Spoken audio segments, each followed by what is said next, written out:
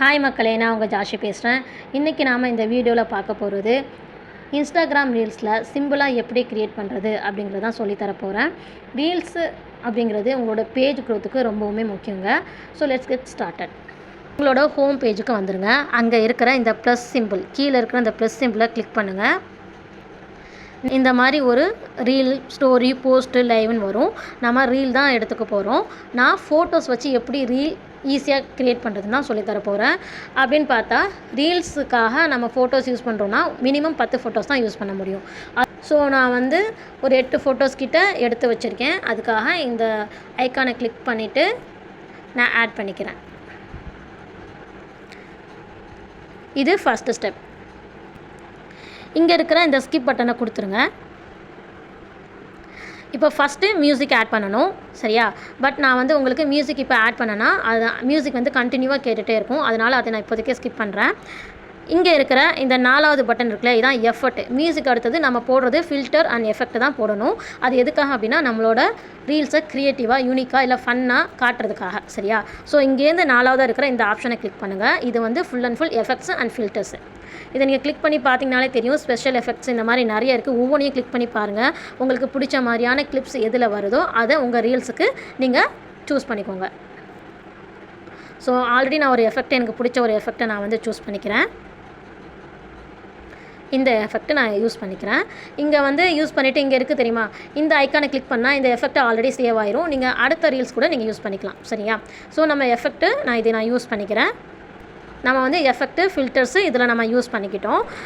This video is sponsored by BuyMode shopping app. BuyMode e-shopping application is one of the online shopping app. First step music add பண்ணுறது தான். நான் sound கேட்கறதுனால music add பண்ணல. அதனால் 4th வந்து இருக்கிற ஃபில்டர்ஸை நான் யூஸ் பண்ணிட்டேன். ஸ்டெப் 3 என்னென்னா டெக்ஸ்ட் அண்ட் கேப்ஷன் யூஸ் பண்ணுறது தான். அதாவது உங்களோட ரீல்ஸு இன்ட்ரெஸ்டிங்காக இருக்க டெக்ஸ்ட் அண்ட் கேப்ஷன் போடணும். இப்போ நான் இந்த ஆஃபர்ஸை போடுறேன் அப்படின்னா நான் கேப்ஷன் என்னவா போடணும் அப்படின்னா டோன்ட் மிஸ் அவுட் அப்படிங்கிற ஒரு கேப்ஷனை போடணும். பட் கேப்ஷன் யூஸ் பண்ணும்போதும் சின்ன டிப்ஸ் இருக்குது. நீங்கள் கேப்ஷன் யூஸ் பண்ணுறீங்க, டெக்ஸ்ட் யூஸ் பண்ணுறீங்க அப்படின்னா அது ரொம்பவும் பிரைட்டாக, போல்டாக அந்த ஃபாண்ட்டில் நீங்கள் யூஸ் பண்ணிங்க அப்படின்னா கரெக்டாக இருக்கும். அதே மாதிரி டைமிங்கும் கரெக்டாக மேட்ச் பண்ணணும். அதாவது இந்த ஆஃபர், இந்த ப்ராடக்ட்டுக்கு இந்த ரேட்டு அப்படிங்கிறத சொல்கிறது தான். ஸோ இங்கே இருக்கிற இந்த டெக்ஸ்ட்டை கிளிக் பண்ணிக்கோங்க. கேப்ஷனுங்கிறது நம்ம போடுற ஹெட்லைன் மாதிரி. நான் டோன்ட் மிஸ் அவுட் அப்படின்னு நான் கொடுத்துருக்கேன். இதை வந்து கோல்டன் ஃபாண்ட்டில் நம்ம க்ரியேட் பண்ணிக்கலாம். அங்கேயே இருக்குது, இங்கே பாருங்கள். இந்த ஏவை க்ரியேட் பண்ணால் உங்களுக்கு நிறைய ஃபாண்ட்டு காமிக்கும், சரிங்களா? கலர்ஸ் வந்து நம்ம என்ன கலர் வேணாலும் சூஸ் பண்ணிக்கலாம். அதாவது இதை கிளிக் பண்ணிங்கன்னா டைப்ரைட்டர், பாப், அதாவது எஃபர்ட், அந்த லெட்டர்ஸ்க்கு கொடுக்குற எஃபர்ட்டு. அப்புறம் இதுவுமே வந்து இன்னொரு எஃபர்ட் தான். ஸோ அதை நம்ம கொடுத்தோன்னா இன்னும் பெஸ்ட்டாக இருக்குன்னு உங்களுக்கு தோணுச்சுன்னா இந்த எஃபர்ட்டை நீங்கள் கொடுக்கலாம். இது லெட்டர்ஸ் வந்து கரெக்டாக எந்த பக்கம் வரணுங்கிறது. இந்த லெட்டர்ஸ் கிளிக் பண்ணும்போது இன்னுமே என்ன செய்யும், நம்மளோட லெட்டர்ஸுக்கு கொஞ்சம் யூனிக்கான ஒரு ஃபாண்ட், யூனிக்கான ஒரு ஆப்ஷனை கொடுக்கும். ஸோ உங்களுக்கு பிடிச்ச மாதிரி ஏதாவது ஒன்று நீங்கள் ட்ரை பண்ணிக்கோங்க. ஸோ இப்போ வந்து நான் மியூசிக் ஆட் பண்ணுறேன்.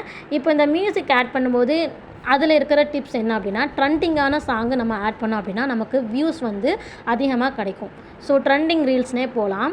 இங்கே ஃபார் யூ இருக்கும், ட்ரெண்டிங் இருக்கும், சேவ்டு, ஒரிஜினல் ஆடியோன்னு இந்த மாதிரி நிறைய இருக்குது. ஸோ ட்ரெண்டிங்கில் நம்ம ஏதாவது ஒரு சாங், நம்மளோட ரீல்ஸ்க்கு ஏற்ற மாதிரி சாங்கை நம்ம சூஸ் பண்ணிக்கலாம்.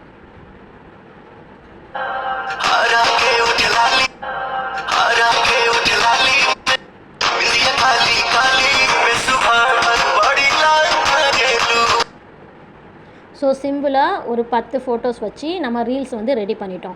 இப்போ நம்ம என்ன பண்ணணும், ரீல்ஸை வந்து பப்ளிஷ் பண்ண போகிறோம் அப்படின்னா அதுக்கும் சில ஒர்க்லாம் இருக்குது.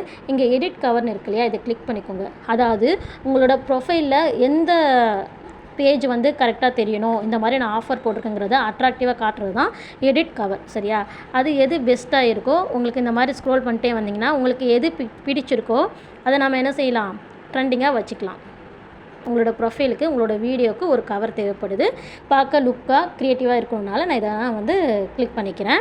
இங்கே ஆட் ஃப்ரம் கேமரா ரோல்னு இருக்குது. அதாவது நீங்கள் உங்களோட வீடியோவுக்கு வேறு ஒரு கவர் கொடுக்க போகிறீங்க, வேறு ஒரு ஆஃபர் போட்ட இமேஜ் ஆல்ரெடி க்ரியேட் பண்ணியிருக்கீங்கன்னா அது கூட ஆட் ஃப்ரம் கேமரா ரோல்னு கொடுத்தா ஆட்டோமேட்டிக்காக இமேஜுக்கு போயிடும். அந்த இமேஜை வச்சு கூட நம்ம என்ன செஞ்சுக்கலாம், எடிட் கவர் கொடுத்துக்கலாம், சரிங்களா? ஸோ இங்கே நான் வந்து டன் கொடுத்துட்டேன். இப்போ எடிட் கவரும் பண்ணிட்டோம். ரீல்ஸ் வந்து நம்ம போடுறதுக்கு பப்ளிஷ் பண்ணுறதுக்கு ரெடி ஆகிட்டோம். இப்போ நாம் வந்து கேப்ஷன் அப்புறம் வந்து ஹேஷ்டாக் கொடுக்க போகிறோம். உங்களோட வீடியோக்கு ஏற்ற மாதிரி கேப்ஷனை நீங்கள் சூஸ் பண்ணிக்கோங்க. அப்புறம் ஹேஷ்டாக் யூஸ் பண்ணுறதா இருந்தால் ட்ரெண்டிங்கான ஹேஷ்டாக் நம்ம யூஸ் பண்ணணும். Like trending reels. So hashtag பொறுத்த வரைக்கும் மினிமம் 15 ஹேஷ்டாக் கிட்ட யூஸ் பண்ணுங்கள். அதிகமான ஹேஷ்டாக் யூஸ் பண்ணாதீங்க. உங்களோட கண்டென்ட்க்கு ஏற்ற மாதிரி வீடியோக்கு ஏற்ற மாதிரி ட்ரெண்டிங்கான ஹேஷ்டாக் நீங்கள் யூஸ் பண்ணுங்கள்.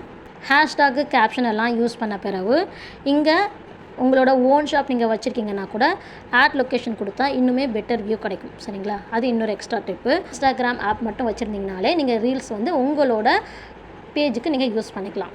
ஸோ நாம் வந்து போஸ்ட் போட போகிறோம். போஸ்ட் போடுறதுக்குன்னு ஒரு டைமிங் இருக்குது. அதுவும் நீங்கள் தெரிஞ்சு வச்சுக்கோங்க. நான் நிறைய டைம் சொல்லியிருக்கேன்.